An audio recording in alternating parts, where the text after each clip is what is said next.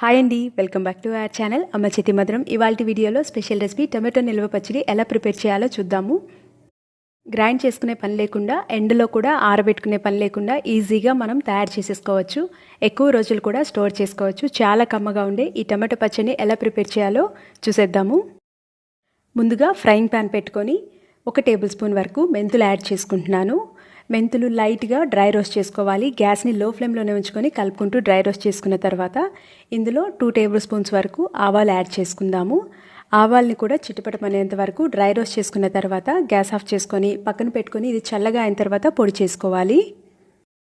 ఇవి చల్లగా అయ్యేలోపు మనం నెక్స్ట్ ప్రాసెస్లోకి వెళ్ళిపోదాము. మిక్సీ జార్లోకి 1 కప్పు వరకు కారం పొడి యాడ్ చేసుకుందాము. కొంచెం ఎర్రగా ఉన్న కారం పొడి తీసుకుంటే పచ్చడి కలర్ కూడా బాగుంటుంది.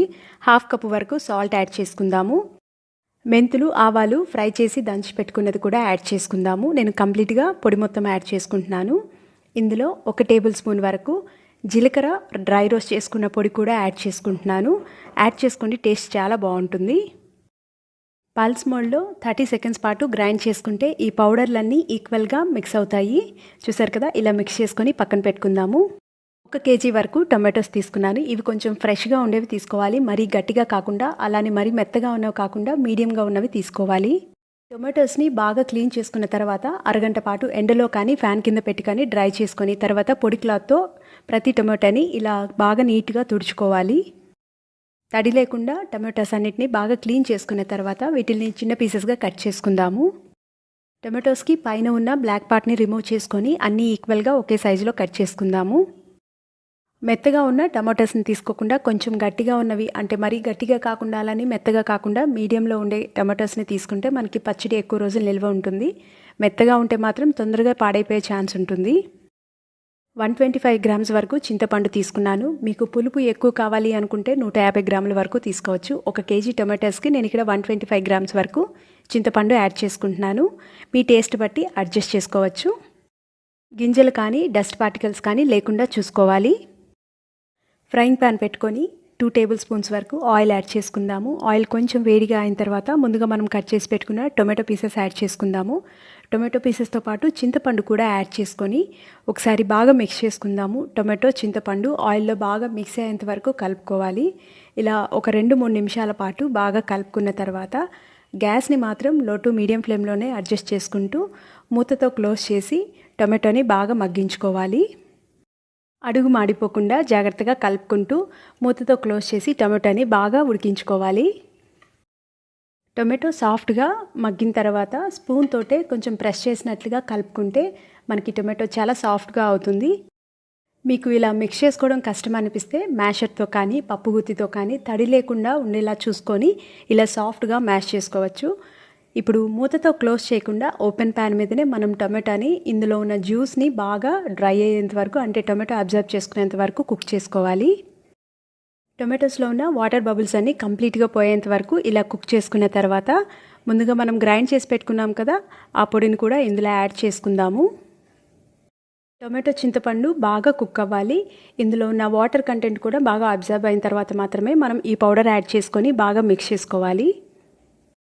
కారం పొడి కొంచెం కారంగా ఉంటే కనుక ఈ కరెక్ట్ కొలతతో సరిపోతుంది. మీరు తీసుకున్న కారం కొంచెం కారం తక్కువగా ఉంటే మాత్రం చెక్ చేసుకొని ఈ టైంలోనే కొంచెం కారం కానీ సాల్ట్ కానీ యాడ్ చేసుకోవచ్చు. 3 to 4 మినిట్స్ పాటు బాగా మిక్స్ చేసుకున్న తర్వాత గ్యాస్ ఆఫ్ చేసుకొని వేరే బౌల్లోకి ట్రాన్స్ఫర్ చేసుకుందాము. మనం యూజ్ చేసే బౌల్కి కానీ స్పాచులాకి కానీ ఎక్కడ తడి లేకుండా పొడిగా ఉండేలాగా చూసుకోవాలి. చేత్తో కాకుండా స్పాచులాతోటే మనం పచ్చడిని వేరే బౌల్లోకి ట్రాన్స్ఫర్ చేసుకుందాము. ఈ పచ్చడికి పోపు ప్రిపేర్ చేసుకుందాము. గ్యాస్ ఆన్ చేసుకొని ఫ్రైయింగ్ ప్యాన్ పెట్టుకొని 1 కప్పు ప్లస్ 3/4 కప్పు వరకు ఆయిల్ యాడ్ చేసుకుంటున్నాను.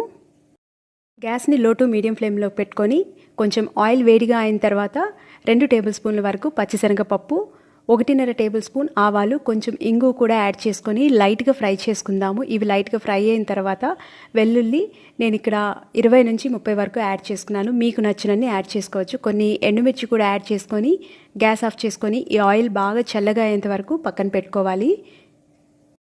ఆయిల్ బాగా చల్లగా అయిన తర్వాత మాత్రమే ఈ మిశ్రమాన్ని పచ్చడిలోకి మనం ట్రాన్స్ఫర్ చేసుకొని బాగా కలుపుకుందాము. అన్ని ఆయిల్ ఇంకా పచ్చడి బాగా మిక్స్ అయ్యేంత వరకు స్పూన్ తోటి కలుపుకోవాలి. ఈ పచ్చడిని ఫ్రిడ్జ్లో కనుక పెట్టుకుంటే మనకి చాలా రోజులు, ఎక్కువ నెలలు స్టోర్ చేసుకోవచ్చు. ఈ పచ్చడిని 8 కంటైనర్లోకి ట్రాన్స్ఫర్ చేసుకొని ఒకరోజు పక్కన పెట్టుకొని తర్వాత ఫ్రిడ్జ్లో పెట్టుకుంటే మనకి టేస్ట్ ఇంకా ఎన్హాన్స్ అవుతుంది. ఆయిల్ కూడా బాగా పైకి తేలుకుంటుంది. ఇలా నిల్వ ఉండే పచ్చళ్ళని ఎప్పుడు మనం 8 కంటైనర్స్లో స్టోర్ చేసుకోవాలి. ప్లాస్టిక్ కంటైనర్ కానీ గ్లాస్ జార్స్లో కానీ స్టోర్ చేసుకుంటే మనకి ఎక్కువ రోజులు నిల్వ ఉంటుంది. ఆయిల్ కూడా కొంచెం ఎక్కువగా యాడ్ చేసుకుంటే బూజు పట్టిపోకుండా ఎక్కువ రోజులు ఉంటుంది. రెగ్యులర్గా చేసుకునే పచ్చళ్ళలా కాకుండా మనం గ్రైండ్ చేసుకోకుండా ఇలా మ్యాష్ చేసుకోవడం వల్ల టమాటో ఫ్లేవర్ అనేది అలాగే ఉంటుంది. చాలా టేస్టీగా ఉంటుంది. గ్రైండ్ చేసుకోలేదు కాబట్టి టొమాటో తొక్కలు కూడా అన్నంలో తినేటప్పుడు తగులుతూ ఉంటాయి. చాలా బాగుంటుంది. ఖచ్చితంగా ట్రై చేసి చూడండి. మీరు ఆయిల్ని పల్లి ఆయిల్ కానీ పప్పు నూనె కానీ యాడ్ చేసుకుంటే టేస్ట్ ఇంకా ఎన్హాన్స్ అవుతుంది. స్మెల్ చాలా బాగుంటుంది. పల్లి ఆయిల్ యాడ్ చేసుకుంటే పచ్చడి ఎక్కువ రోజులు కూడా నిల్వ ఉంటుంది. ఫ్రిడ్జ్లో స్టోర్ చేసుకొని ఈ పచ్చడి టేస్ట్ని ఎంజాయ్ చేయండి. మీకు ఈ రెసిపీ నచ్చినట్లయితే అమ్మ చేతి మధురం ఛానల్ని సబ్స్క్రైబ్ చేయండి. Thank you.